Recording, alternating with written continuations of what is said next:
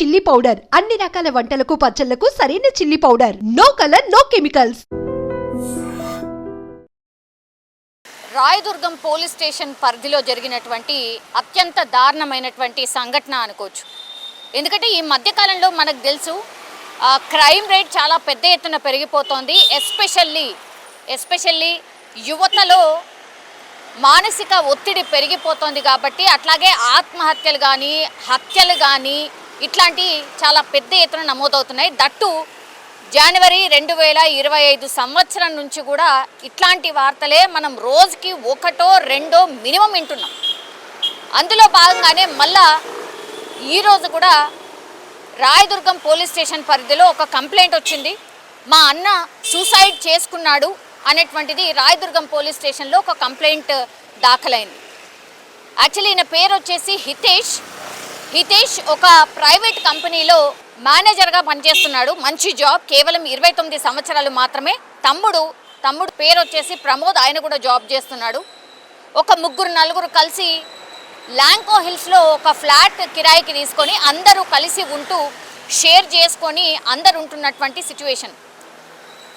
So ఈయన job కూడా ఒక ప్రైవేట్ కంపెనీలో మేనేజర్ అంటే అఫ్కోర్స్ జాబ్ ఒత్తిళ్ళు, ప్రైవేట్ జాబ్స్ ఒత్తిళ్ళు చాలా ఉంటున్నాయి. అదొకటి కాకుండా ఇప్పుడు పర్సనల్గా ఆయన ఒత్తిడికి కారణం ఏంటి అని అంటే లవ్ అఫేర్.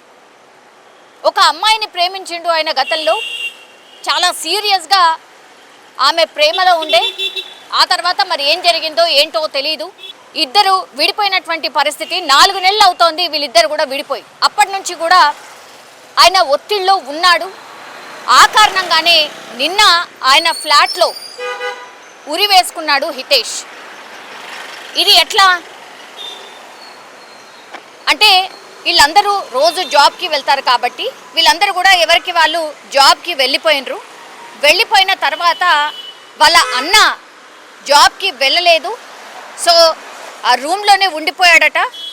మిగతా వాళ్ళు ఎవరైతే రూమ్మేట్స్ ఉంటారో వాళ్ళు, అట్లాగే వీళ్ళ తమ్ముడు ఎవరైతే ఉన్నారో ప్రమోద్, వాళ్ళందరూ కూడా జాబ్కి వెళ్ళిపోయినారు. అందరూ కూడా జాబ్ చేస్తున్నారు. అందులో భాగంగానే వీళ్ళ షిఫ్ట్ టైమింగ్ అయిపోతుంటే ఒకరికొకరు ఫోన్ కాల్ చేసుకోవడం, లేకపోతే ఫుడ్ గురించో ఇంకో దాని గురించో ఫోన్ కాల్స్ చేసుకోవడం కామన్. అయితే ప్రమోద్ అట్లాగే వాళ్ళ అన్నకి హితేష్కి కాల్ చేశాడు. కాల్ చేస్తే ఎంతసేపు అయినా కూడా లిఫ్ట్ చేయట్లేదు. ఆయన ఎన్నిసార్లు కాల్ చేసినా లిఫ్ట్ చేయట్లేదు. దీంతో అనుమానం వచ్చింది. ఎందుకంటే ప్రమోద్కి తెలుసు వాళ్ళ అన్న ఒత్తిడిలో ఉన్నట్టు తెలుసు.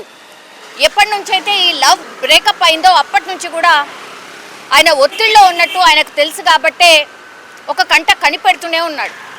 అందులో భాగంగానే మొన్న 16వ తారీఖున కూడా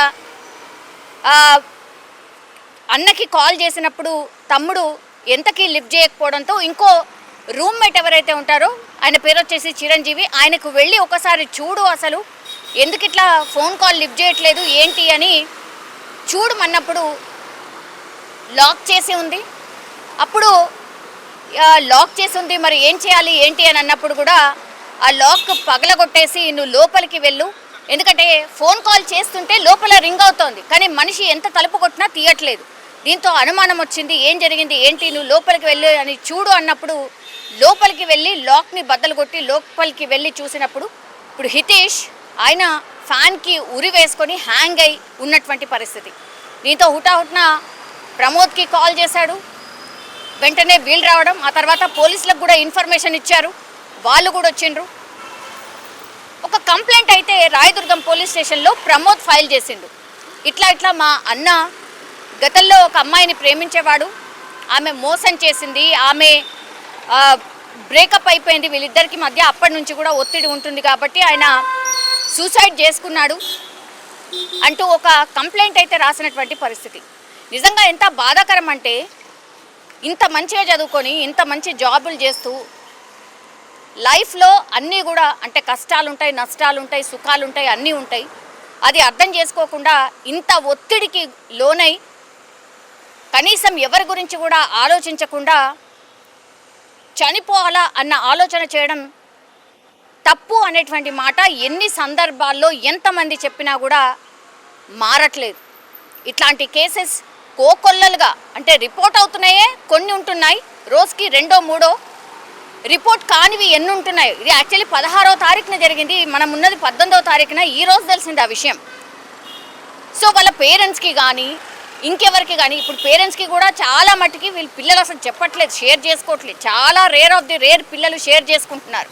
అండ్ దట్టు వేరే కులం వాళ్ళు, లేకపోతే మనకు తెలుసు కదా మన కులం ఏంది, వాళ్ళ జాతి ఏంది, ఇట్లాంటి మాటలు కూడా ఇంకా కూడా పేరెంట్స్ మాట్లాడుతున్నారు. ఇంత చదువుకొని సమానంగా ఉద్యోగాలు చేసినా సరే ఇంకా కూడా కొన్ని ఫ్యామిలీస్ అట్లనే ఆలోచిస్తున్నాయి. మరి అదా రీజన్ ఏంటో తెలియదు. ఇప్పుడు డైరెక్ట్గా పోలీస్కి ఇచ్చినటువంటి కంప్లైంట్లో మా అన్న చావుకి కారణం ఈ అమ్మాయే కావచ్చు, మేబీ బ్రేకప్ అయిన తర్వాత ఆయన ఒత్తిడిలో ఉన్నాడు అనేటువంటిది రిపోర్ట్ చేసినటువంటి సందర్భం.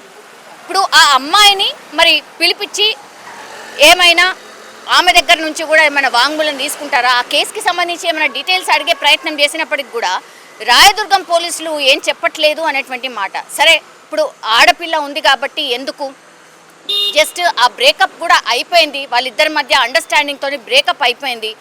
ఆయన ఒత్తిడిలో ఉండి ఆత్మహత్య చేసుకుంటే ఆ అమ్మాయి తప్పేముంది? నిజంగా ఇట్లాంటి వర్షన్స్ కూడా వినిపిస్తాయి. కానీ ఒకవేళ న్యూస్ బయటకు రాకపోయినా ఆమెనైతే పిలిపించి విచారణ చేసే అవకాశం అయితే డెఫినెట్లీ ఉంది ఒకటి.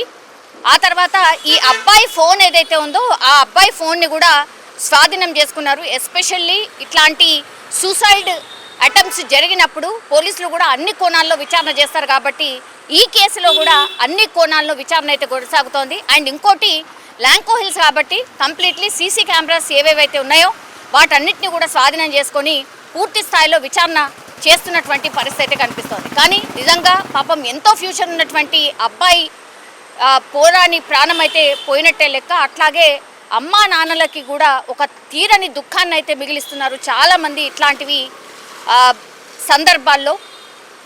బట్ ఒక రిక్వెస్ట్ మాత్రం ఉంటుంది, ఎందుకంటే ఆలోచించండి, ఒక్క నిమిషం మీ పేరెంట్స్ గురించి ఆలోచించండి. మన అనేవాళ్ళు చాలామంది ఉంటారు, అది ఆలోచిస్తే మాత్రం ఇట్లాంటి వాటి నుంచి బయటపడే అవకాశం ఉంటుంది. అట్లాగే ఇట్లాంటి సూసైడ్ టెండెన్సీయో లేకపోతే ఒత్తిడో ఉన్నప్పుడు ఇప్పుడు చాలా డాక్టర్స్ అందుబాటులో ఉన్నారు.